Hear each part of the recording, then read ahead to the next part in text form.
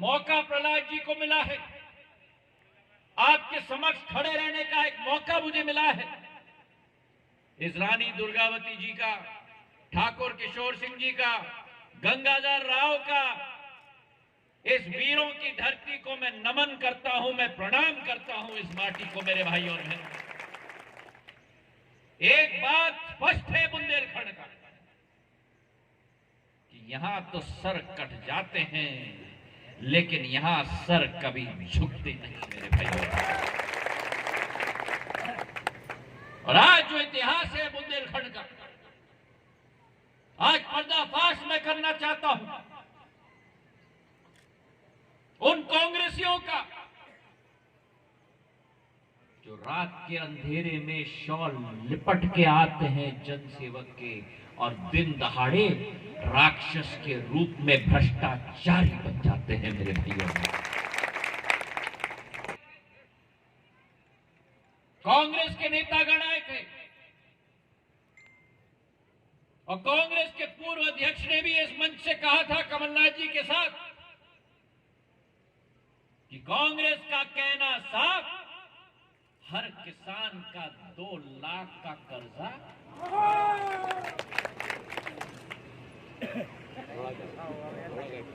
और मंच से कहा था चिंता मत करना, कांग्रेस के पूर्व अध्यक्ष ने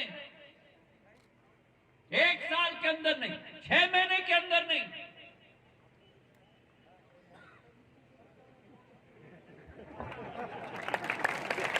याद है ना, 10 दिन के अंदर माफ होगा और अगर माफ नहीं होगा तो हम मुख्यमंत्री को बदल देंगे।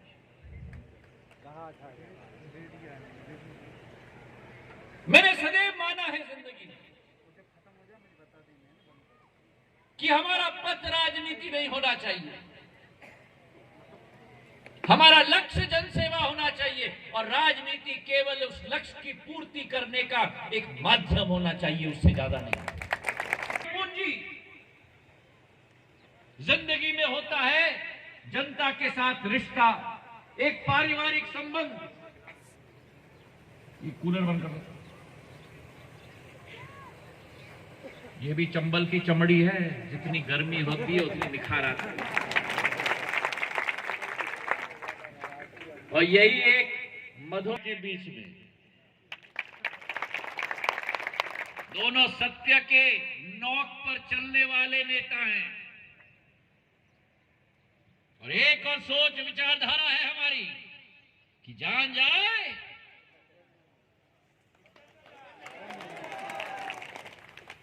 और कमलनाथ जी और दिग्विजय सिंह जी की जोड़ी नंबर 1,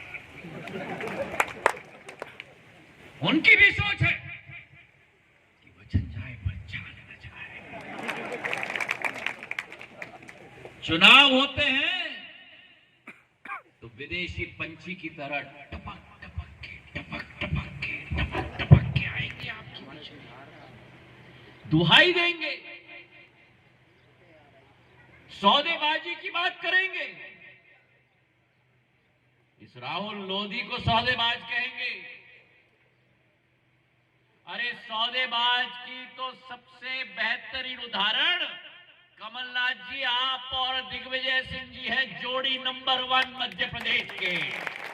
सही है कि नहीं? ताली बजाओ। जोड़ी नंबर 1। 2018 में कहा था बिजली बिल हाफ होगा, ना बिजली बिल हाफ, ना किसान का कर्जा माफ, अपने जेब को पूरी तरह से भरने का काम चल रहा था। वल्लभ भवन को व्यापारी और भ्रष्टाचारियों का अड्डा बना दिया। वो मध्य प्रदेश, जिस मध्य प्रदेश में किसानों और अन्नदाताओं के आधार पर यह प्रदेश बनता है, नौजवानों की शक्ति के आधार पर यह मध्य प्रदेश बनता है, उस मध्य प्रदेश को भ्रष्टाचार का केंद्र दोनों ने बनाया। हम तो चाहते थे कि उद्योग लगे हैं, एक उद्योग का नामो निशान नहीं दिखा, लेकिन नया उद्योग मध्य प्रदेश में शुरू कर दिया जिसका नाम था ट्रांसफर उद्योग। सही है कि नहीं? बुंदेलखंड की ताली चाहिए मुझे।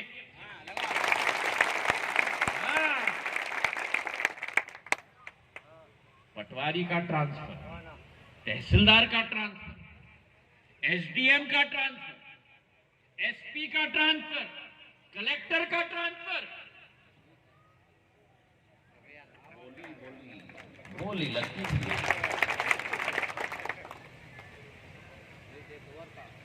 भ्रष्टाचार का अड्डा मध्य प्रदेश, जहां एक तरफ भ्रष्टाचार, अन्नदाताओं पर अत्याचार, नौजवान मेरा बेरोजगार, और तीसरे तरफ खनन माफिया और रेत माफिया के व्यापारियों का और अड्डा बना दिया मध्य प्रदेश। एक एक नदी खोद के रख दिया, एक एक नदी पर कॉन्ट्रैक्ट दिया गया। मेरे सामने दो रास्ते थे मेरे भाई और बहनों, या तो मैं वो सत्य के नौक पर चलूं, और या तो इन भ्रष्टाचारियों और जोड़ी नंबर 1 का भाग बनूं। पर मुझ में सिंधिया परिवार का खून है। जिस सिंधिया परिवार की राजमाता विजयराजे सिंधिया ने डीपी मिश्रा की सरकार बनाई, और जब डीपी मिश्रा की सरकार ने नौजवानों के साथ अन्याय किया, तो धूल चटाने का काम भी राजमाता विजयराजे सिंधिया ने करवाया। उस परिवार का मैं वंशज हूं। मेरे सामने दो रास्ते थे, मैं चुपचाप रहूं या मैं आपकी आवाज उठाऊं। सिंधिया ज्योतिरादित्य सिंधिया की आवाज में बुलंदगी है तो वो मेरी शक्ति नहीं है, वो आप लोगों की आवाज की शक्ति है मेरे भाई और बहनों। और मैं चुप नहीं रह सकता, और जब आवाज सत्य की कसौटी पर खड़ा हुआ था मैं, 22 के 22 विधायक, ब्रिगेड आपके सामने बैठा हुआ है, 6 मध्य प्रदेश सरकार के कैबिनेट मंत्री। मैं आपसे पूछना चाहता हूं, जिस पार्टी 15 साल बाद सत्ता में आती है, 15 साल बाद 6 लोग कैबिनेट मंत्री बनते हैं। साधारण तौर पर जैसे प्रहलाद पटेल जी ने कहा, चुनाव के पहले तो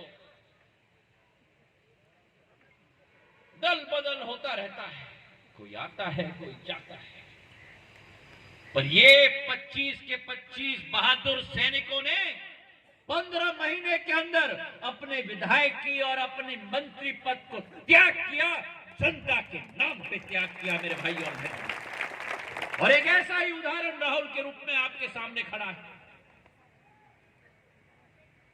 ब्रिगेड ने त्याग किया, और ब्रिगेड के साथ 24 ऐसे सैनिकों ने त्याग किया, और जनता का भरपूर आशीर्वाद इन जनसेवकों पर दोबारा मिला है। और आपका झंडा लेके, मध्य प्रदेश की झंडा लेकर ये सैनिक आपकी सेवा में तत्पर रहे। और आज ऐसा ही सैनिक आपके सामने खड़ा है, आपके आशीर्वाद के लिए नौजवान है। ये चाहता था तो 5 साल सत्ता का पूरा लाभ उठा सकता था। पहली बार विधायक बना है। प्रहलाद जी ठीक कह रहे हैं, सरपंच अपना सरपंची त्याग नहीं देता, इसने तो अपनी विधायकी त्याग कर दी। इसके सामने भी 2 रास्ते थे, न्याय का रास्ता था, सच्चाई का रास्ता था, और कुर्सी का रास्ता था। इसने कुर्सी को ठुकराया और न्याय और सच्चाई की रास्ता को अपनाया। अगर इस क्षेत्र में हम चाहते हैं विकास, अगर इस क्षेत्र में हम चाहते हैं प्रगति और विकास के अलावा अगर इस क्षेत्र में आप उदाहरण देना चाहते हो इस आने वाले पीढ़ी को कि सत्य के रास्ते पे चलने वाला ये बुंदेलखंड क्षेत्र साथ देता है, तो राहुल लोधी को अपना पूरा आशीर्वाद प्रदान करो। ये चुनाव राहुल लोधी का नहीं है, ये चुनाव उदाहरण का है कि जो व्यक्ति कसौटी पर खड़ा रहता है आपके लिए, जो व्यक्ति मेडिकल कॉलेज की गुहार लेकर कमलनाथ जी के पास बार बार गया हो, हर बार उसको कहा गया चलो चलो चलो चलो 24 घंटे हैं मेरे पास टाइम नहीं है। आज उस व्यक्ति ने अपनी विधायक की त्याग दे दी, लेकिन आपके लिए मेडिकल कॉलेज दिलवा दिया मेरे भाइयों ने। आज जिन लोगों को जैन साहब के यहां सागर के पास जाना पड़ता है, जबलपुर जाना पड़ता है स्वास्थ्य के लाभ के लिए, आने वाले इस पीढ़ी को कहीं जाना नहीं पड़ेगा, दूसरे इलाके और जिले के लोगों को दमोह में आना पड़ेगा स्वास्थ्य के लाभ के लिए। वो सब इसकी देन है। मैं इसके साथ खड़ा हूं, प्रहलाद जी इसके साथ खड़े हैं, यहां का एक एक कार्यकर्ता यहां आपके इसके साथ खड़ा हुआ है। मैं आपसे पूछना चाहता हूं कि आप राहुल के साथ खड़े हो? अगर खड़े हो तो मुट्ठी बांध लो, हाथ उठाकर मुट्ठी बांध दो। उन मुखौटे वालों को, उस जोड़ी नंबर 1 का विदाई हमको यहां करना होगा।